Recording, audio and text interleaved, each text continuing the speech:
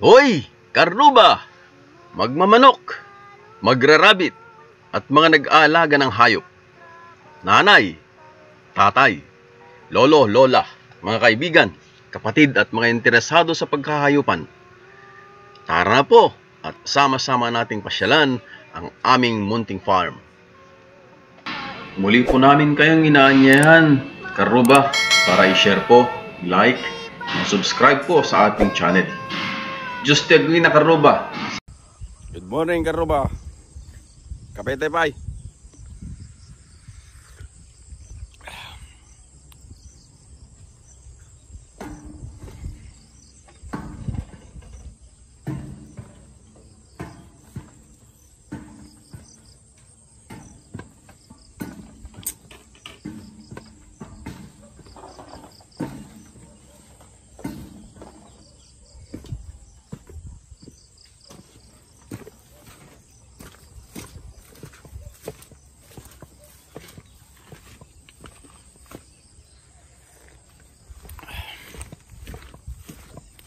Tignan natin yung ating mga bingala, kung ano nang nangyari sa kanila. Actually may mga itlog na akong nakuha doon banda. May nakuha ko ulit sa kagabi na dalawa itlog. Ang sasaya na nila, ang iingay pa. Ulang kasi ng walang tigil yung ulan eh. Oh, diba?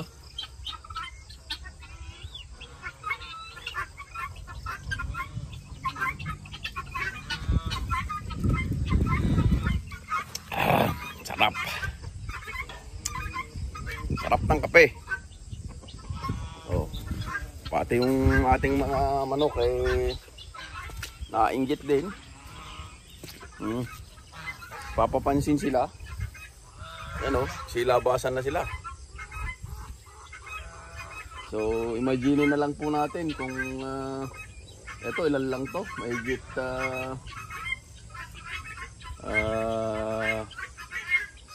wala pang 20 pieces to. Oh, wala pang 20 pieces to. Paano na lang kung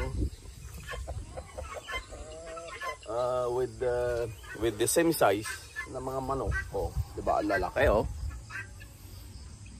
With the same size na manok, naka full in line sila eh. Mag flag racing ceremony kami ngayon. Oh, sa laki nila, hindi magkakasya dito na ang mga 70 na manok. So, imagine na lang natin na ang siguro kung tiga 60 yung bawat portion nito. So 180 chicken laying. Yun ang ilalagay natin. Yun yung plano dito. Pero dahil nga hindi ko talaga in-expect na lalaki sila ng ganito eh. Ganito kalaki. Hindi ko talaga in-expect. Alam ko malalaki sila but not as big as yung itong mga to. No? Yan oh. Oh. Diba? Laki nila eh. Ang laki talaga.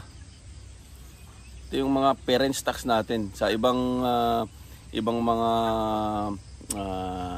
organizations. Ang tawag nila dito is mga breeder stocks. Itong mga parent stocks natin na to are from Europe, itong mga to. Binili po natin itong mga to, day old chicks.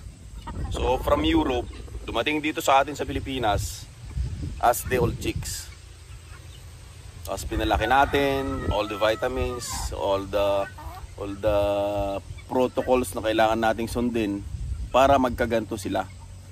So, yung mga tumatawad, ganyan, wala naman problema. Kasi we're trying to bargain for a cheaper price ng mga sisiyo. Pero pag naranasan yung mag-alaga nito, sigurado malulungkot kayo kapag tinawaran ng sobrang baba naman. Kasi roughly kapag itong isang ito may bibili, yung nangingitlog na ngayon, hindi ko yan ibebenta ng 2,500 lang ang isa. Because the cost ng sisyo pa lang is more than the half, is less than the price of the maintenance nung mga ito. Nako, umulan ulit, karo ba? Wala tayong ni sombrero man lang. Yung sinasabi ko eh. Hindi tayo basta-basta. Oops. Yan. So itutuloy ko lang yung kwento doon sa likod ng mga manok natin. Imagine mo na lang yung cost. Hindi kasi natin yan pwedeng tipirin. Kasi kapag tinipid mo yung manok, titipirin ka rin niya sa production niya. Kung nangingitlog siya, titipirin ka niya sa itlog. Etong mga to, yung mga sisiyo nila, yung manggagaling dito ng mga F1, is ang estimated production ng egg is tignan nyo, sumilong ulit, sumilong naman sila. Nakaingit sa akin. Nukanyak abyang ay kasmanla ay ayang dagiti aramid jay katal talungan ay ken pagariribugan ibagi bumigsa sumalun at pay. Ang estimated production ng egg ng mga F1 nito, yung mga anak nito is average 300 per year. As compared sa mga native na manok, yung mga native natin wala eh. Egg production ng native natin siguro mga nasa 60, 70, ganun. And yung inasal type kasi ang tawag natin doon sa mga lalaki, mga tandang, mga rooster. Inasal type ang tawag natin doon. So ang target is in 3 months time mahigit 1 kilo na sila. So yung feed conversion rate is maayos pa rin. Kapag maayos kapag na-reach mo yung goal na yon. Yung management mo ng panukan is okay. Kapag kasi tumagal pa yon, say more than 4 months na, ang ating feed conversion rate is bababa.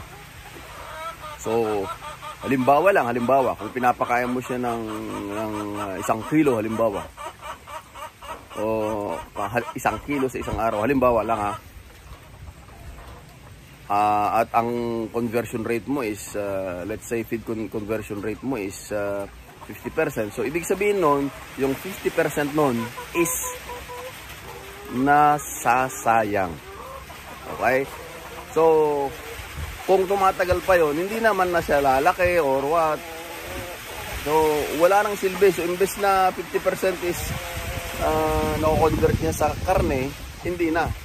20-30% na lang nako-convert niya sa karne niya pag tumagal na siya. Tapos for sure, mga vitamins, minsan mga kailangan mo ring magbigay ng mga gamot. Kasi minsan, hindi mo maiwasan, magkakasakit yung mga yan. Tignan nyo itong mga ito. Tignan nyo kung gaano sila kaamok. O, andito lang din sila. Nakikipagkwentuhan sa akin. Diba? So, gagawa pa tayo ng isang gantong kulungan. Isang ganto, or mas mahaba siguro dito, doon sa kabila. So, ang magiging design na nun is brooder at the same time grower coop na rin. Okay? So more or less yun is tatabingan natin ng as in kulob na kulob para una is hindi na tayo kailangan maglagay ng maraming heater, maraming incandescent bulbs kasi malakas yung incandescent bulb eh. Sa bahay na nga lang eh 50 watts, 100 watts yung mga nakalagay doon para lang makuha natin yung ideal temperature nila. Kasi may temperature range yung mga yan eh. From day old or from paglabas natin ng incubator hanggang 2 months nila, more or less. Pero ginagawa ko is kapag 6 weeks na sila, hindi ko na sila iniilawan kahit gabi. So, but you have to maintain yung temperature nila, and the way to do it is kailangan kulubin mo to. And kaya nung nakaraan is buti may mga nag-mimix ng graba dito sa malapit sa atin yung one. Kaya may mga bag ng simento na malalaki, yung Holcim. Ayun. Kinuha natin kaya naka-con lang ng ganyan dahil inaayos pa natin. Tinatanggal natin yung mga bobohangin, mga simento na tumigas na. So, yan. Karuba. So, balik ulit tayo doon sa ating Bengala. At naudlot yung ating puntahan doon. Okay. So, ito. Yung ating mga Bengala. Sabi ko nga kanina is masaya na sila rito sa kanilang bahay.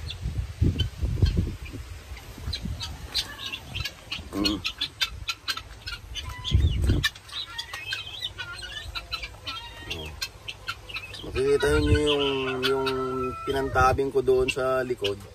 Yun yung sinasabi kong bag ng simento.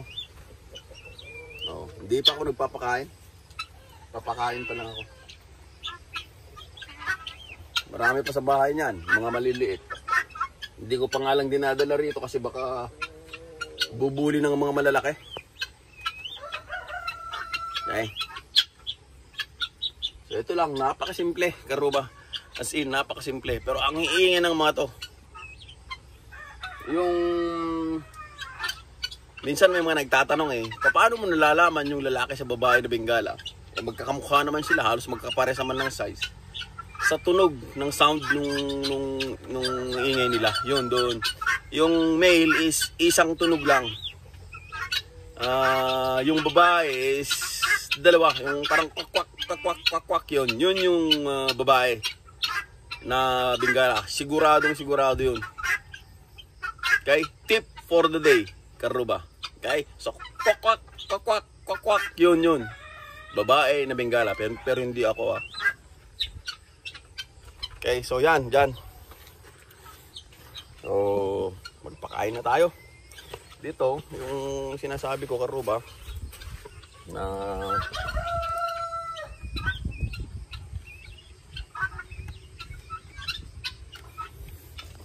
dito ko gagawan ng isang kulungan pa. Yung grower at saka brooder at saka grower cage na. Pero dito lalagyan ko ng temporaring bakod lang din para doon sa mga peking duck. Mahigit yung nasa bahay yata mahigit 20. Lagay muna natin dito para mabawasan kahit paano yung nasa bahay. Pero hindi rin dahil may kalalabas na naman akong na tayong mga sisiw ng manok. Sige, karuba.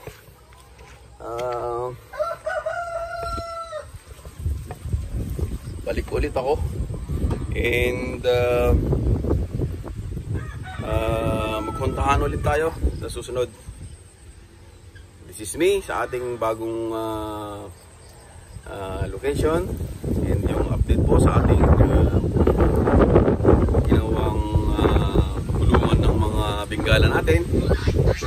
Your Manalon, Tikay Lokwan. Continue lang po natin yung ating pag-subscribe, pag-like at panonood sa ating mga channel po para masustain po natin yung mga videos natin. Okay?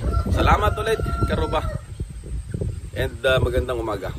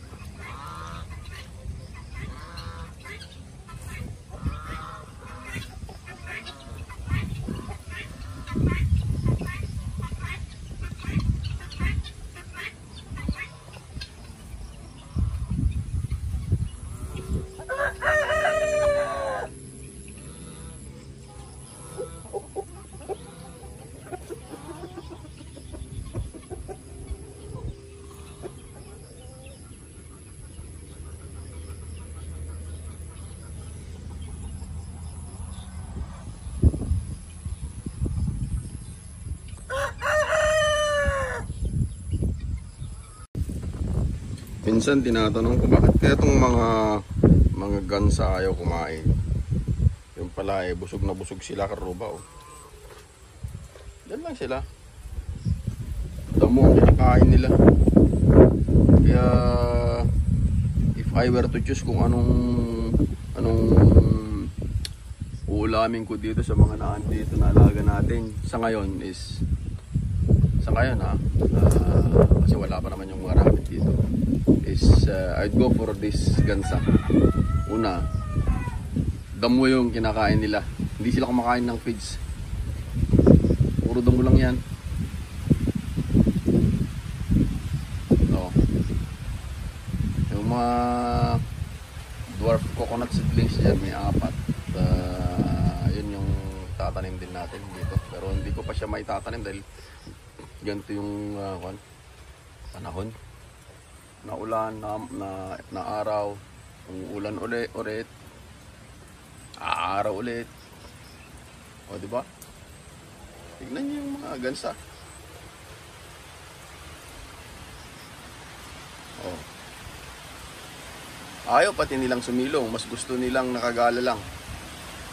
Kahit meron naman silang sisilungan, pwede naman silang sumilong dito sa kulungan ng rabbit, sa rabbit house natin for now dahil wala pa namang bahoy. Hindi, ayaw nila. Mas gusto nilang nakagala lang.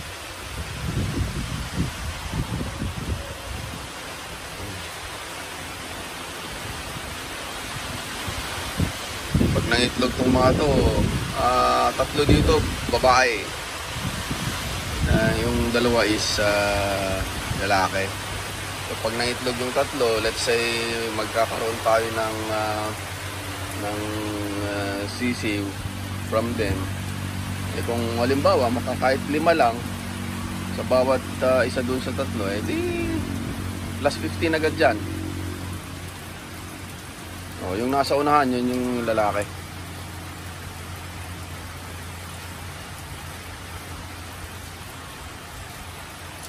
Dati, nung galing pa lang sila doon sa bantay, sa bundok, ayaw nilang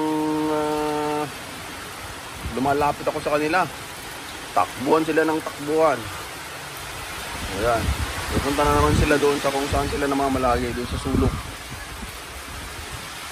Tignan nyo yung ginawa kong, yung hinukay ko doon.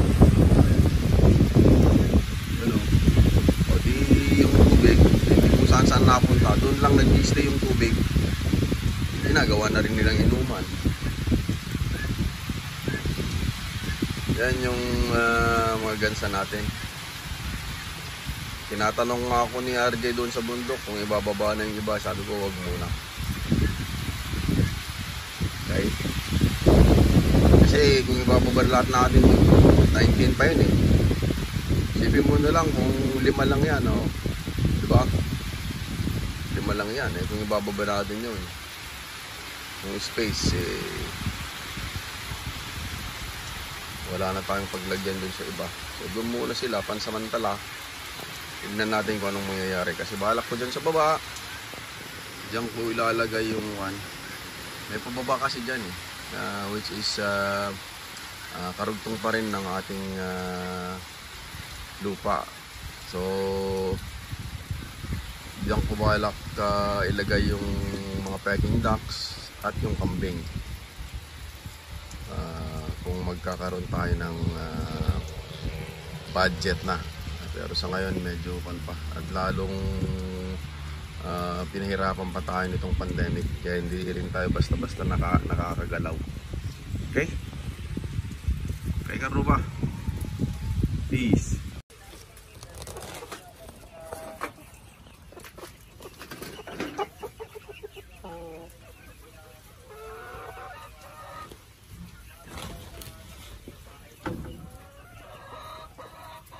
Yun, busog na naman sila.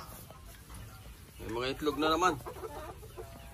Dalawa, isa, dalawa, 2, 4, 6. And yung mga silky natin sa kabila, nag-i-start na rin silang mga itlog, yun oh. May nangingitlog doon na silky. May dalawa doon kanina, tas may nangitlog ng isa rito. So lalagyan ko na rin ng paitlogan tong mga to. Okay. Gusto ulit nilang lumabas, sinarado ko kasi hinaulan. Buksan natin. Yan oh. Tuwan-tuwa sila dyan sa labas eh.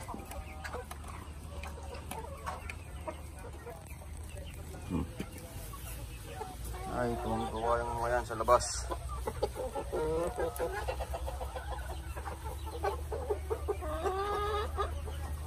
Yun.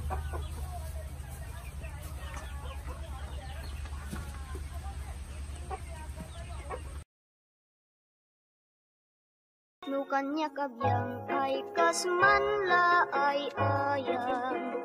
Dagiti aramid jay katan talunan.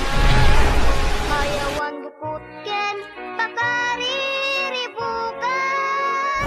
Tibagi bumig sa sumalun at pay. Tibagi bumig sa sumalun at